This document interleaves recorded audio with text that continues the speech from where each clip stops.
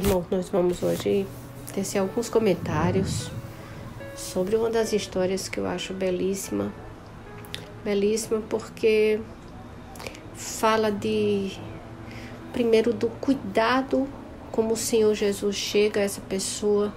Segundo, ele vê a quebra de paradigmas que precisa existir na vida dessa pessoa para que ela possa se entregar completamente.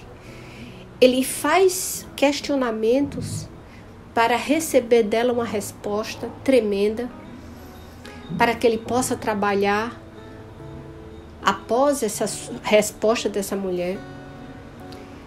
E uma das histórias que tem um final assim, o Senhor mostra que ele veio verdadeiramente para os pecadores, para aqueles que estavam doentes, para aqueles que estavam marginalizados, para aqueles que estavam completamente movidos pelo pecado. E ele vem e diz: estou aqui. E quando Jesus quando chega na história de qualquer pessoa, ele chega para transformar, ele chega para mudar, ele chega para fazer algo novo, ele chega para quebrar toda uma estrutura montada para refazer uma nova estrutura. Louvado seja o nome do Senhor. Está João 4, de 1 a 26.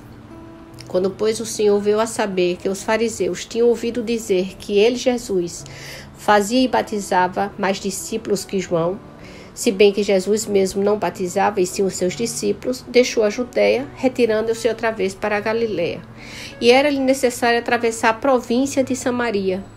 Chegou, pois, a uma cidade samaritana chamada Sicá, perto das terras que Jacó dera a seu filho José. Estava ali a fonte do Jacó. Cansado da viagem, assentara-se Jesus junto à fonte por volta da hora sexta. A hora sexta quer dizer meio-dia.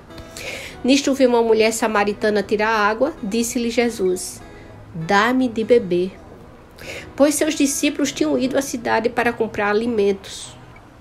Então lhe disse a mulher samaritana: como sendo tu judeu, pedes de beber a mim, que sou uma samaritana? Porque os judeus não se dão bem com os samaritanos. Os samaritanos acreditavam que eles tinham que adorar só no Monte Gerizim, né? E segundo algumas leituras, né, os judeus não aceitavam muito os samaritanos, porque eles deturpavam um pouco as leis mosaicas. Então existia essa rivalidade entre ambos. Replicou-lhe Jesus: se conheceras o dom de Deus, e quem é o que te pede, dá-me de beber, tu lhe pedirias e ele te daria água viva. Respondeu-lhe ela: Senhor, tu não tens com que tirar água, e o poço é fundo. Onde, pois, tem a água da vida? És tu, porventura, maior do que Jacó, nosso pai, que nos deu o poço do qual ele mesmo bebeu, e bem assim seus filhos, seu gado? Afirmou-lhe Jesus: quem beber desta água, ela tornará a ter sede. Porém, aquela água que eu der, pelo contrário, lhe será uma fonte a jorrar para a água eterna, para a vida eterna. Disse-lhe a mulher: Senhor, dá-me essa água de beber, para que eu não mais tenha sede, e eu nem precise vir aqui mais buscar. Disse-lhe Jesus: vai, chama teu marido e vem cá. Ao que lhe respondeu a mulher: não tenho marido. Replicou-lhe Jesus: bem disseste, não tenho marido, porque 5 maridos já tiveste, e esse que agora tens não é teu marido. Isso disseste com verdade. Senhor, disse-lhe a mulher: vejo que tu és um profeta. Nossos pais adoravam nesse monte. Vós, entretanto, dizeis que é em Jerusalém, que é o lugar onde se deve adorar. Disse-lhe Jesus: mulher, podes crer-me, que a hora vem, quando nem neste monte, nem em Jerusalém, adorareis o Pai. Vós adorais o que não conheceis, nós adoramos o que conhecemos, porque a salvação vem dos judeus. Mas vem a hora, e já chegou, em que os verdadeiros adoradores adorarão o Pai em espírito e em verdade, porque são estes que o Pai procura para seus adoradores. Deus é espírito, importa que os seus adoradores o adorem em espírito e em verdade. Eu sei, respondeu a mulher, que há de vir o Messias, chamado Cristo. Quando ele vier, nos anunciará todas essas coisas. Disse-lhe Jesus: eu o sou. Sou eu que falo contigo. Aleluia. Nós vamos ver no versículo 6 que o Senhor chega por volta da hora sexta, que é o meio-dia. Era um horário completamente impróprio para as pessoas irem pegar água, porque era um sol causticante. E essa mulher, ela vai nesse horário, que é uma prova de que ela tinha que ir no horário que nenhuma outra estivesse ali, para ela tirar a sua água, para ela sentir mais cômoda para ir buscar aquela água que ela necessitava. Mas é interessante como o Senhor, ele chega sozinho, porque ele diz que os discípulos foram comprar algo. Será que precisaria de todos os 12 comprar algo? Não, porque naquele momento o Senhor tinha que estar sozinho com ela. Não tinha que ter ninguém ali, naquele momento, ninguém tinha que estar ali para atrapalhar. Ninguém podia estar ali porque alguém estivesse, iria atrapalhar um diálogo, iria colocar os seus preconceitos, e o Senhor precisava desse diálogo, ele e ela e ele. Como muitas vezes o Senhor precisa de uma intimidade, um diálogo comigo e com você a sós, sem ninguém por perto, sem nenhum terceiro, sem ninguém botando a mão, sem ninguém botando suas opiniões, somente você e ele, eu e ele. É por isso que ele diz, tem momentos que a gente tem que ir para o nosso secreto, lá no nosso quarto, para ter esse contato, somente a gente com o Pai, sem nenhuma interferência de ninguém. E nós vamos ver no versículo 7 e 8, quando ela diz, nisso veio uma mulher samaritana tirar água e disse-lhe, dá-me de beber, pois seus discípulos tinham ido à cidade para comprar alimentos. E ela lhe diz, como sendo tu judeu, pedes de beber a mim, que sou uma mulher samaritana? Quebra de paradigmas. O Senhor, ele veio quebrar paradigmas. Ele veio quebrar todos aqueles preconceitos, tudo aquilo que venha levantar um distanciamento de uma pessoa com outra. O Senhor, ele veio derrubar muralhas. Ele veio mostrar que ele veio para todos.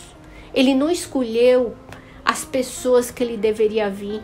Ele, como ele mesmo diz em muitas passagens, eu vim para os doentes, eu vim para aqueles que estavam necessitados, eu vim para aqueles que têm sede, aqueles que buscam, aqueles que estão cheios de feridas, aquele que sua alma clama. Eu vim para aqueles que choram, eu vim para aqueles que sentem dor, não só no orgânico, mas a dor na alma. E o Senhor realmente mostra e nos dá uma lição do que é quebra de paradigmas, quebra de preconceitos. E Jesus começa a trabalhar no interior dessa mulher de uma maneira tremenda. Tremenda. E nós vamos ver isso no versículo 15. Disse-lhe a mulher, Senhor, dai-me essa água para que eu não mais tenha sede e nem precise vir aqui buscá-la. Porque o Senhor diz, olha, se você visse quem está pedindo essa água, você pediria a mim, eu daria uma água que jorra para a vida eterna. Ela não entendeu. Porque naquele momento ainda o interior dela estava precisando ser preenchido. Era uma pessoa sofrida, era uma pessoa marginalizada, discriminada. Era uma pessoa que estava aquém da sociedade. E o Senhor precisava começar a trabalhar. Ela só estava focada naquilo que ela via. E o Senhor queria mostrar que existia muito mais daquilo que ela estava enxergando. Havia algo muito mais precioso, muito mais grandioso, muito mais poderoso para a vida dela do que aquilo que ela estava tocando, que ela estava vendo. No versículo 16, o Senhor chega a confrontar ela. E quando ele diz assim, vai, chama teu marido e vem aqui. Ou seja, ele confronta essa mulher. Quando ele confronta essa mulher com a realidade da história de vida dela, ela enxerga os seus pecados. É muito interessante quando a verdade de Deus nos confronta, quando a verdade de Deus chega, quando a verdade de Deus fala, admitimos quão pecadores que nós somos. E assim também essa mulher vem e diz, ao que lhe respondeu a mulher, não tenho marido. Replicou-lhe Jesus, bem disseste não tenho marido, porque 5 tu já tiveste, e esse agora que tu tens não é o teu marido, tu estás dizendo a verdade. E assim é o Senhor quando fala conosco. Não tem como esconder nada do Senhor. É por isso que a palavra de Deus fala, se tu subir aos céus, lá eu estou. Se tu descer ao mais profundo abismo, eu estarei ali contigo. Porque não é nada que fique oculto aos olhos do Senhor. Não tem nada que fique debaixo do tapete com o Senhor. Não tem nada que fique guardado em segredo com o Senhor. Porque o Senhor sonda o nosso coração. Quando nós estamos diante do Senhor, nós nos desnudamos. Ele consegue enxergar tudo. A nossa alma, o nosso espírito, o nosso lado orgânico, tudo. Não tem nada que fique encoberto aos olhos do Senhor. E é nesse confronto que muitas vezes nós precisamos estar tendo com o Senhor para a gente reconhecer que a gente não é nada, que a gente depende da misericórdia dele, que a gente depende da sua graça, que a gente depende do seu amor, que sem ele nada podemos fazer, mas com ele nós podemos ser vencedores, apesar de nossas limitações, das nossas falhas, muitas vezes do nosso egoísmo, muitas vezes da maneira de pensar errada, do falar errado, mas ele vem trabalhar, ele vem nos confrontar e dizer, olha o que tu estás fazendo, olha o que tu estás dizendo, olha o que tu estás pensando. E quando há esse confronto, nós dizemos como o apóstolo Paulo, miseráveis homens que nós somos. Uma mulher em busca de preencher o seu vazio é completamente confrontada com o seu pecado. E ela é chamada para a verdadeira adoração. E o Senhor diz, olha, ela diz, porque dizem que é lá no Monte Gerizim. E o Senhor diz, olha, nem lá e nem em Jerusalém. Mas a hora já chegou que eu busco os verdadeiros adoradores, aquele que adora espírito em verdade. Ou seja, onde você tiver, você pode adorar o Senhor. Vamos ver o versículo 23, 24. Mas vem a hora, e ela já chegou, em que os verdadeiros adoradores adorarão o Pai em espírito e em verdade, porque são estes que o Pai procura para seus adoradores. Deus é espírito, e importa que os seus adoradores o adorem em espírito e em verdade. Ou seja, clama a mim e responder-te-ei e anunciar-te-ei coisas grandes e ocultas que não sabe. Buscar-me-eis e me achareis quando me buscardes de todo o vosso coração. Isso é agora, isso é já. Isso não é para ontem. Não há mais nada que possa impedir a nossa comunicação com o Pai, porque o véu de alto a baixo se rasgou. O véu do templo de alto a baixo se rasgou. Ele é o nosso intercessor perante o Pai. O nosso Senhor Jesus é quem intercede por nós. Ele que é o nosso mediador. Ele mesmo diz, eu sou o caminho, a verdade e a vida. Ninguém vem ao Pai senão por mim. Ninguém vem ao Pai. Ele é o caminho. Ele é a verdade. Ele é a vida. Ele não é um caminho. Ele não é uma verdade. Ele é a vida. Ele é a verdade. Ele é o caminho. Louvado seja o nome do Senhor. O Messias se revela tremendamente no versículo 26. E nós podemos ver que no versículo 27, nesse ponto, chegaram seus discípulos e se admiraram de que ele estivesse falando com a mulher. Todavia, nenhum lhes disse, que perguntas ou por que falas com ela? É tremendo, porque no momento que eles chegam, eles se deparam com a situação, ora, Jesus falando com a samaritana, Jesus falando com essa mulher.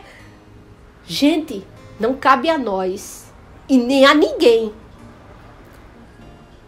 falar dos pecados dos outros e nem tampouco rejeitar, porque diante do Senhor não existe rico, não existe pobre, não existe branco, não existe negro, não existe pecadinho, não existe pecadão. Existe sim almas sedentas do Senhor, pessoas famintas do pão da vida. E o nosso papel enquanto filho de Deus, enquanto mensageiros do evangelho, é levar esse evangelho a toda a criatura, sem nenhuma distinção, sem nenhum preconceito, sem nenhuma muralha, sem nada de que venha colocar um empecilho para que a palavra de Deus viva e eficaz chegue no coração das pessoas. Nós vamos ver que no versículo 34, que Deus é o Senhor dessa obra. O versículo 34 diz assim: disse-lhe Jesus: a minha comida consiste em fazer a vontade daquele que me enviou e a realizar a sua obra. É o nosso Deus, é Ele quem é o dono dessa obra. A gente só somos portas-vozes dele aqui na terra. Nós somos apenas um canal usado pelo Espírito Santo para falar para todas as almas sedentas que precisam de ajuda, que precisam de proteção, que precisam de um auxílio, que precisam de uma palavra, que precisam de um olhar, que precisam de um abraço, que precisam de um toque, que precisa da presença para se levantar, se reerguer e novamente sentir amado pelo um Deus Todo-Poderoso. Ele é o Senhor da obra em construção. Eu acho muito bonito também esse versículo 35 e 37. Não dizeis vós que ainda há 4 meses até a ceifa? Eu, porém, vos digo, erguei os olhos e vede os campos, pois já branquejam para a ceifa. E o versículo 37, pois no caso é verdadeiro ditado, um é o semeador e o outro é o ceifeiro. Ele é o Senhor da obra que está em construção. Quando a luz chega em meio às trevas, ela tem que recuar e o que estava sujo aparece para ser purificado. Isso que nós vemos no versículo 39 ao 42. Muitos samaritanos daquela cidade creram nele em virtude do testemunho da mulher que anunciara: ele me disse tudo quanto tenho feito. Vinde, pois, os samaritanos ter com Jesus. Pediam-lhe que permanecesse com eles e ficou ali 2 dias.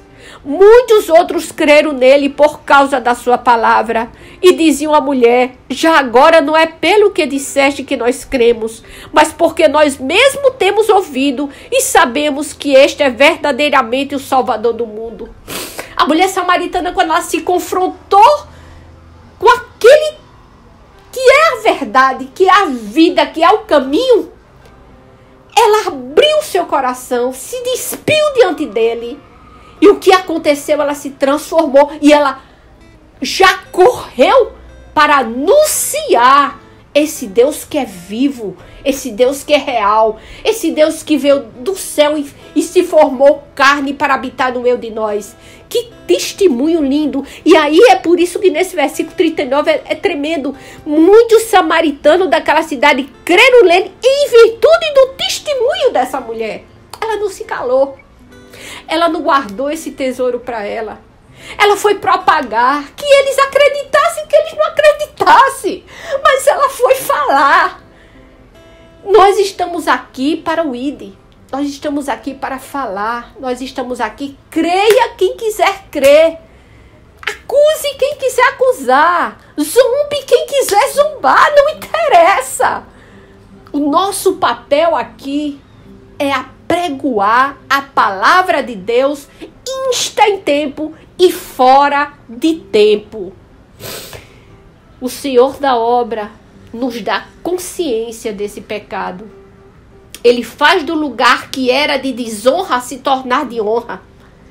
Aqueles que recebem a salvação não conseguem mais ficar calado. Tem que ir atrás, tem que falar, tem que angariar vidas. Tem que saquear o inferno e povoar os céus. Nós não podemos nos calar diante das dificuldades, nem diante do que o povo vai pensar, nem diante se vai ser aprovado ou não vai. Não importa. Porque uma coisa eu digo, aprovado nós seremos pelo dono do universo, pelo nosso Pai, que é o Senhor de todas as coisas. Não importa quem vai aprovar, quem não vai aprovar, quem vai crer ou quem não vai crer. Porque até o Senhor disse que chegou em Nazaré e não pôde fazer muitos milagres, porque o profeta não tem honra na sua própria casa. E eu, para encerrar, eu pergunto, como está a nossa vida hoje? O Senhor quer jorrar dentro de cada um de nós rios de água viva. O Senhor quer que a cada dia nós possamos dobrar o nosso joelho, confessar os nossos erros, saber que somos pó, que precisamos da sua graça e da sua misericórdia todos os dias. Porque Ele quer a cada dia nos fazer crescer de fé em fé, até chegarmos à estatura de varão perfeito. E para finalizar, essa mulher tinha tido 5 pessoas, 5 homens. Ela estava em busca de uma felicidade. Ela estava em busca de preencher um vazio. Ela estava em busca de preencher uma carência. Ela estava em busca de preencher algo que só pode ser preenchido pelo Senhor Jesus. Só Ele é que dá a verdadeira felicidade. É por isso que Ele diz, eu vos dou a paz, a minha paz vos dou, não a dou como o mundo a dá. Porque é exatamente nele que nós encontramos o aconchego, que nós encontramos o amor incondicional, que nós encontramos a paz, que nós encontramos a verdadeira felicidade. Ah, mas quer dizer agora que não vai ter problema? Vamos sim.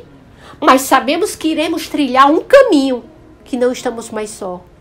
Porque o Senhor estará conosco, porque Ele diz, eu estarei convosco todos os dias, até a consumação dos séculos.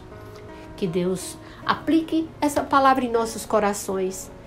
Vamos cada vez mais falar da grandeza e do poder desse Deus que é vivo, que é real, que é o caminho, que é a verdade e que é a vida. E que ninguém poderá chegar ao Pai se não for através do nosso Senhor Jesus Cristo. Que Deus nos abençoe, em nome de Jesus.